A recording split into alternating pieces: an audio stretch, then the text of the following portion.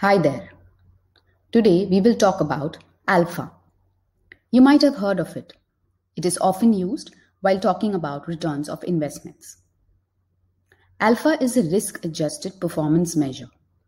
It is the difference between how much returns the investment has given over and above the return provided by the market over a specific time period. How is it used in the mutual fund space?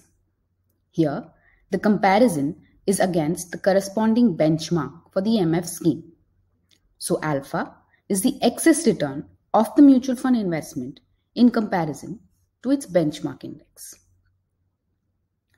For example, here SBI Blue Chip Fund is a large cap equity fund and its benchmark is the Sensex 100. The 1-year returns of the scheme is 39.53%. Whereas, if you had invested in the BSE 100 in the same composition as it is present in the Sensex, you would have earned slightly lesser. So, the equity fund has generated alpha, which is a little over 1%. In case of the other scheme, IDBI Top 100 Equity Fund, the fund has Nifty as its benchmark. The 1-year returns of the scheme is 32.85%, but the returns of Nifty is much higher. So here the alpha is negative as the returns are lower than the benchmark. So if the alpha of the scheme is positive, we can say that it has overperformed. Whereas if the alpha of the scheme is negative, the scheme has underperformed.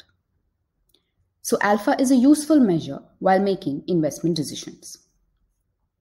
Of course, you cannot use only the alpha to assess the returns or decide on your investments. There are other perspectives to consider here too. For example, MF management fees, they can erode the alpha.